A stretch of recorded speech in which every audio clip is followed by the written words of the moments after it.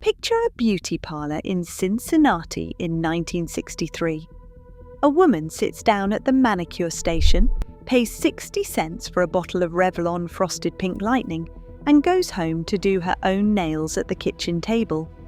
9 days later, not a single chip. Her polish outlasted what most women today get from a $55 gel appointment. One step in her routine, costing nothing and taking 30 seconds a day, is the reason why. The nail industry has quietly erased it from the modern conversation, and this list is going to put it back. Every technique your grandmother used was one layer in a system she built from the ground up, and every item on this countdown is one piece of that system. Let us count down the 20 forgotten manicure secrets every woman of that decade knew that still actually work. Number 20. The weekly warm water soap. Before anything else, before the file, before the base coat, before any product touched her nails at all, your grandmother filled a small bowl with warm, soapy water and soaked her fingertips for 5 full minutes. Not as a luxury, as engineering. The warm water softened the cuticle completely, making it pliable enough to push back without tearing. It hydrated the nail plate so it accepted the coming layers without bubbling or rejecting the bond. A dry, brittle nail plate is a hostile surface. The warm soak changed the surface chemistry before the manicure began. Vintage beauty guides of the period were specific about the temperature. Warm, not hot. Too hot, and the nail plate swells unevenly. Warm, and it opens just enough. The bowl sat on the kitchen counter, steam rising gently, and she read the paper or listened to the radio while she waited. Today, most women skip this step entirely and wonder why their base coat lifts by Tuesday. If you start with the right surface, the next step protects it from the moment the file touches it. Number 19. Filing before soaking, not after. The period manicure guides were unanimous on this point, and it is the one step most women today get backwards. File the nail while it is completely dry, before the soak, not after it. Wet keratin is soft and compressible. Running an emery board across a wet nail does not cut cleanly. It compresses and tears the layers, leaving a frayed edge that peels back over the following days and takes the polish with it. The file was always used in one direction only, from the side of the nail toward the center, never a back and forth soaring motion. Cutex sold its emery boards in packs for a few cents each, and your grandmother replaced them regularly, because a worn emery board tears rather than cuts. Today's nail files are used until they are smooth, which defeats the purpose. Number 18. The orange wood stick and cuticle discipline. After the soak, the real work of the cuticle began. Your grandmother dampened the flat end of the orange wood stick and used it in gentle circular motions to push the softened cuticle back to its natural line at the base of the nail. Cutex had been printing this instruction in its advertising and product literature since the 1920s, and the message was consistent through the whole of the following decade. Do not cut the cuticle, push it back. Cutting creates a thicker regrowth, opens a pathway for bacteria to enter the nail matrix, and causes the ridging and slow growth that makes nails look unhealthy within a few months. The pushed cuticle gives the nail a longer visual profile, a cleaner line at the base, and keeps the living seal of the nail intact.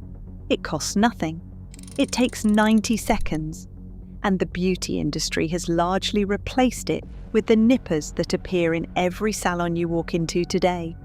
The next step took that clean surface and did something to it that most modern manicurists have completely forgotten. Number 17. Buffing the nail plate with powder polish.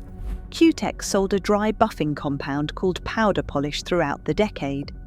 A small amount was applied to the nail surface and then worked in with a chamois buffer in a brisk back and forth motion for about 30 seconds per nail.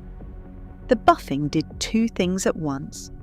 First, it smoothed the micro ridges that run along the length of the nail plate, giving the coming base coat a flat, even surface to bond to. Second, and this is the part the beauty industry stopped talking about, the friction of the buffer against the nail plate stimulated blood circulation in the nail bed directly below it. Improved local circulation accelerates nail growth and delivers more nutrients to the matrix where the nail is actually built. Your grandmother was not just preparing the surface for polish, she was conditioning the nail itself to grow faster and stronger. Today, a nail strengthening serum that claims the same effect costs between $20 and $40. The chamois buffer and the powder polish together cost her less than $1. Number 16. The tissue wrap repair for a broken nail. When a nail broke, your grandmother did not remove the polish and cut all 10 nails down to match. She repaired the break at the kitchen table, and the repair lasted. The method was documented in period beauty guides and confirmed in the historical record published by Nails magazine. Apply a thin coat of clear or base polish over the break, lay a strip of facial tissue over the wet polish, smooth it flat and let it dry completely. Dip the finger briefly in water to dissolve any tissue not sealed to the nail, leaving a clean feathered edge. Then apply 5 or 6 coats of polish over the entire nail to lock the repair. The cigarette papers the period guides also mention serve the same purpose, thinner and even more transparent. A broken nail was extended, not lost. Today, a single broken nail starts at $40 in a salon. Number 15. Revlon's Super Base as a 2-job foundation. By 1962, Revlon had assembled what its catalogues described as a complete hand and nail care range. Among the products was a dedicated base coat called Super Base. Formulated specifically to do two things that a clear coat of regular colour polish cannot do. First, it contained adhesion resins that bonded to the surface of the nail plate, giving the colour layers that followed a grip they could not achieve on bare keratin alone. Second, it created a chemical barrier between the nail and the pigment in the colour polish. Without a base coat, the pigment molecules in deep reds, corals, and the frosted shades that dominated the decade bind directly to the keratin in the nail plate and cannot be removed when the colour is taken off. The staining is permanent until the nail grows out. Your grandmother applied Super Base as the first layer, not because she was following a beauty routine, but because she understood what each layer was for. Number 14. 2 thin colour coats, never one thick one. The most common mistake in a home manicure, then and now, is applying one generous coat of colour and waiting. Thick coats of nail polish do not dry the way thin coats do. The solvent inside the polish, which keeps it fluid in the bottle, must evaporate upward through the surface of the coat as it dries. In a thin coat, the solvent escapes in a few minutes and the layer cures fully. In a thick coat, the outer surface skins over and traps the solvent inside. The interior of the coat remains soft and pliable for hours, sometimes days, and every touch, every surface, every glancing pressure pushes through the dry crust and leaves a dent or a chip. Your grandmother applied 2 thin coats with a full drying period between them, each layer cured through. The result was a manicure built on 2 genuinely solid layers rather than one apparently solid one. Number 13. The centre stroke first, then the sides. Period nail guides from multiple sources, including the beauty columns in magazines of the early part of the decade, agreed on the application order for colour polish. Place the brush at the base of the nail and draw 1 stroke straight down the centre to the free edge. This stroke removes the excess polish from the brush and lays down a clean line that can be used as a reference point for the 2 side strokes. Then, 1 stroke down the left side, 1 stroke down the right side, staying just inside the lateral fold of skin. 3 strokes per nail. The center stroke first is not about aesthetics. It is about preventing the polish from flooding the cuticle. When too much polish touches the cuticle, it bonds to the skin rather than the nail, and as the skin moves and flexes, it pulls the edge of the polish layer away from the nail plate and creates the lifting at the base that causes the whole manicure to peel within a few days. Let us pause here for a moment, because what we have been walking through in these last several items is not a list of beauty tips. It is a system, and each step has a specific mechanical purpose that explains exactly why the next step works. The warm soak changes the surface chemistry of the nail plate. Filing dry preserves the structural integrity of the free edge.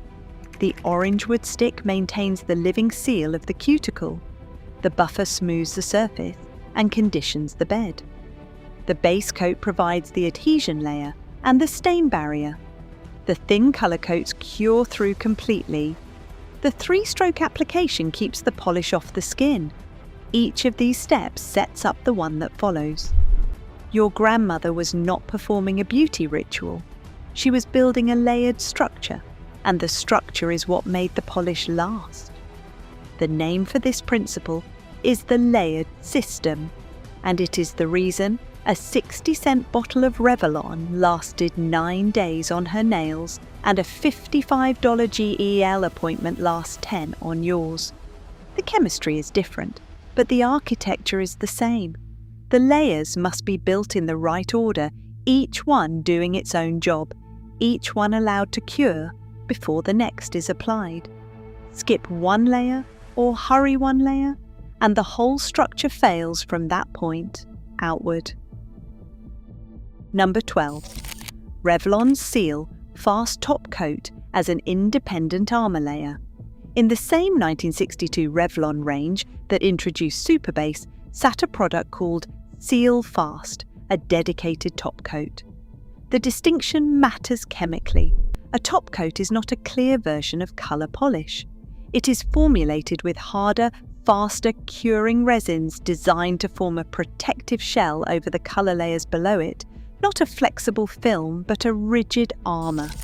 The hard resins in Seal Fast cured to a surface that resisted abrasion, impact, and the dishwater that was the #1 enemy of the mid-century manicure.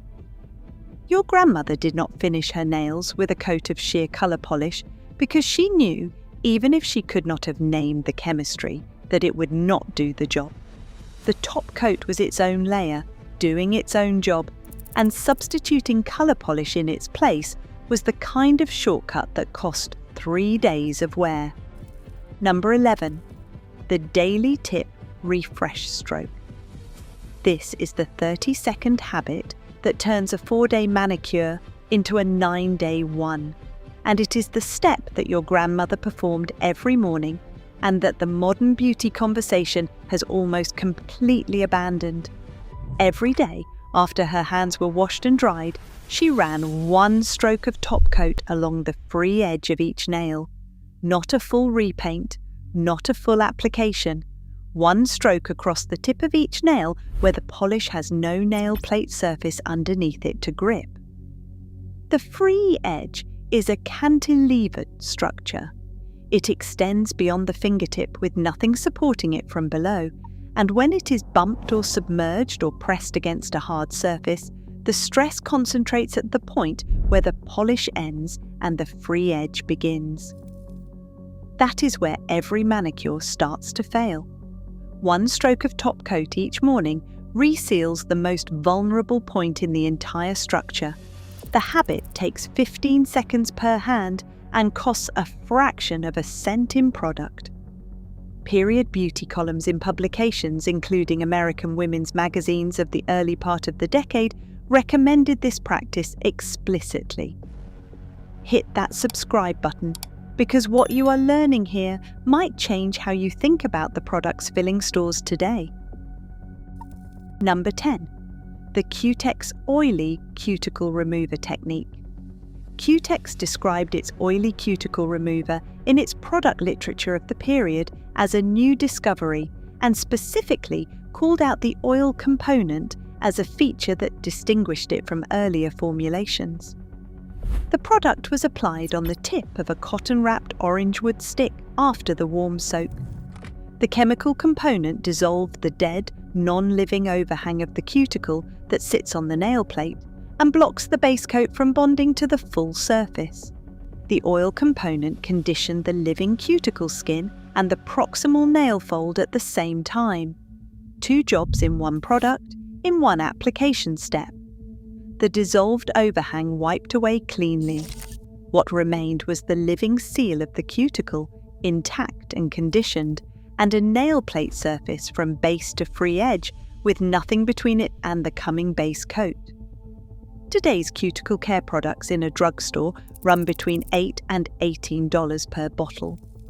Cutex Oily Cuticle Remover cost under $1 in 1963 and did more work per application.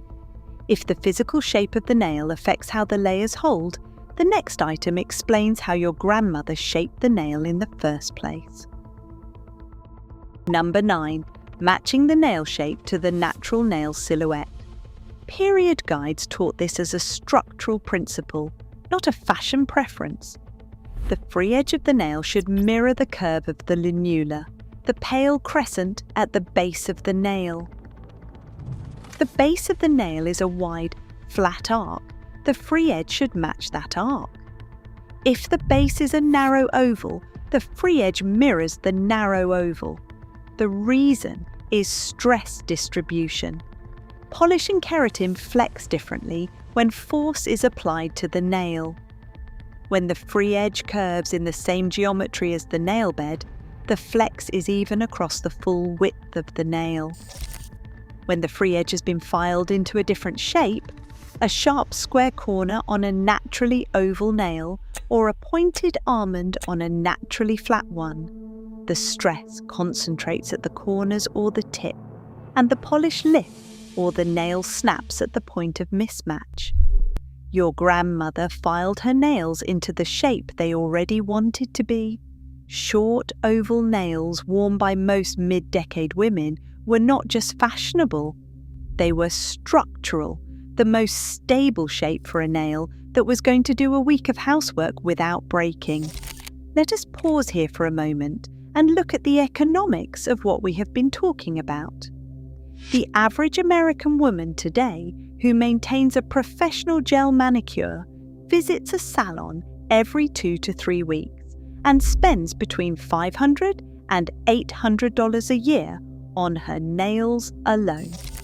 In 1963, your grandmother spent under $2 a month on a complete weekly manicure at home, using a base coat, 2 coats of colour, a top coat, and a cuticle remover, all from a drugstore shelf.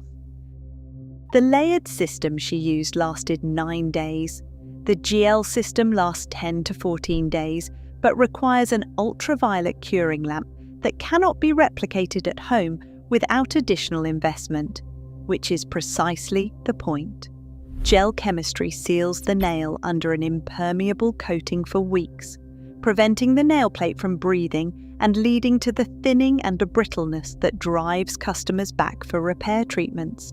Your grandmother's system left her nails stronger at the end of the year because the polish was a surface structure, not a sealed chamber.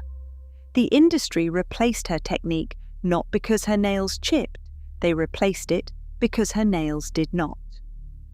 Number 8. The Gelatin Strengthening Soak.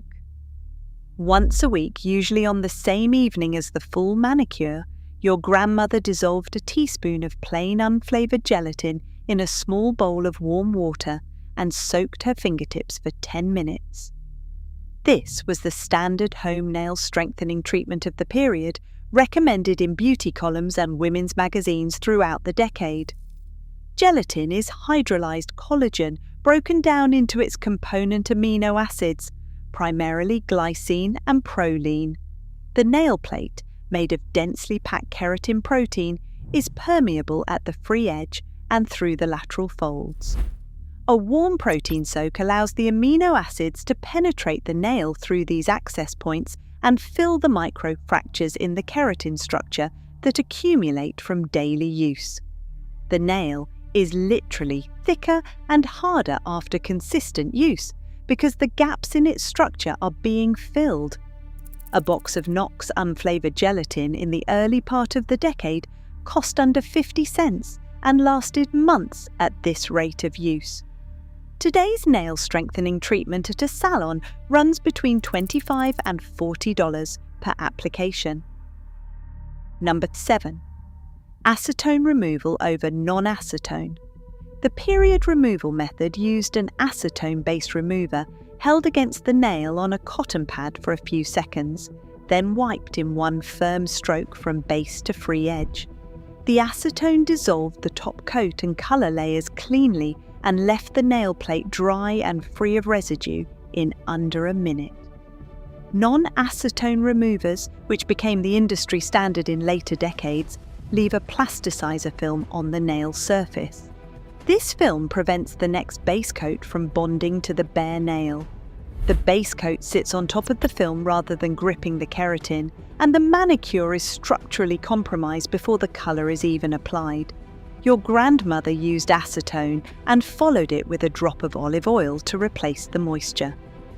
Clean removal, protective follow-up. Number 6. The olive oil cuticle conditioning routine. A single drop of warm olive oil massaged into the cuticle and nail bed after every hand washing was a consistent recommendation in the beauty columns of the period. Olive oil is rich in oleic acid, a long-chain fatty acid that penetrates the lipid barrier of the skin rather than sitting on top of it. Worked into the cuticle fold and the surrounding skin, it kept the living seal flexible and prevented the micro-cracking that creates lifting at the nail base. Your grandmother did not buy a separate cuticle oil product. She used what was already in the kitchen, a fraction of a cent per application. Today's dedicated cuticle oil runs between $12 and $22 a bottle and works on the same principle. Number 5. Frosted polish as a chipping mask. By the mid-part of the decade, frosted and pearlescent nail polishes had swept the market. Revlon's frosted lines and the shades associated with designers like Mary Quant were enormously popular, and they were fashionable for reasons of era and aesthetic. But there was a practical reason that the beauty conversation of the time understood, and that has been largely forgotten. The metallic and pearl particles suspended in frosted polish formulations refract light at microfractures in the polished surface. A tiny chip in a cream polish is immediately visible as a distinct edge. The same chip in a frosted polish is optically dissolved because the metallic particles scatter light across the surface and the eye cannot locate the transition. Your grandmother was not just wearing what was fashionable, she was wearing polish that concealed its own wear between touch-ups. The frosted formula gave her an extra 2 or 3 days of presentable nails over what an equivalent cream formula would have provided without a single additional maintenance step. Number 4. The coordinated lip and tip system. Max Factor introduced its nail satin range in 1961, with shades coordinated with its lipstick line.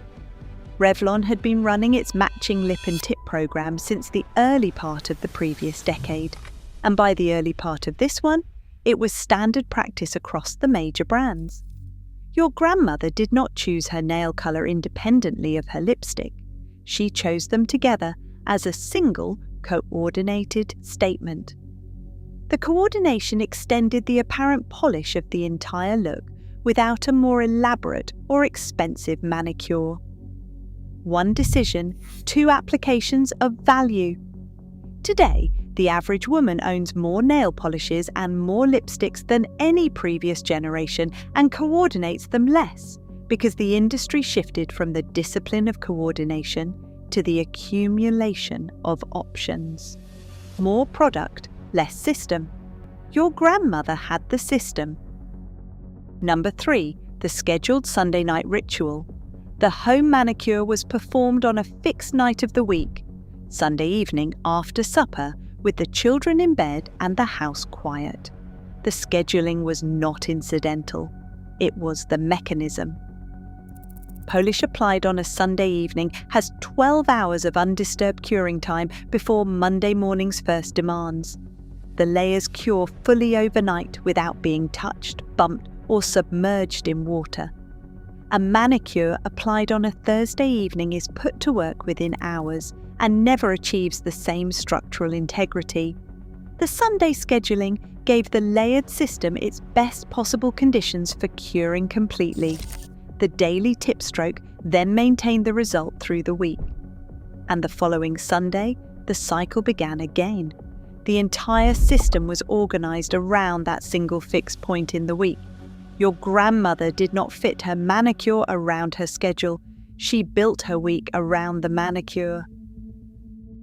Number 2, acetone solvent for between coat cleanup. In the same 1962 Revlon range that included Super Base and Seal Fast, sat a product listed simply as nail enamel solvent. This was a small bottle of pure solvent used for one specific purpose during the manicure process, cleaning up the mistakes made at the cuticle and the lateral skin folds between each coat before moving to the next layer. A fine brush dipped in the solvent could remove a line of overrun polish from the cuticle with surgical precision, while the coat on the nail plate remained undisturbed. Today, this is sold as a precision corrector pen at between $12 and $18. Your grandmother had a small bottle of solvent and a thin brush that served the same function for a fraction of the price. The cleanup was performed between the base coat and the first colour coat, and again between the first and second colour coats. Each cleanup left a perfectly clean border at the cuticle, which is where the polish makes first contact with the skin, and where premature lifting begins when that border is messy or irregular. Number 1.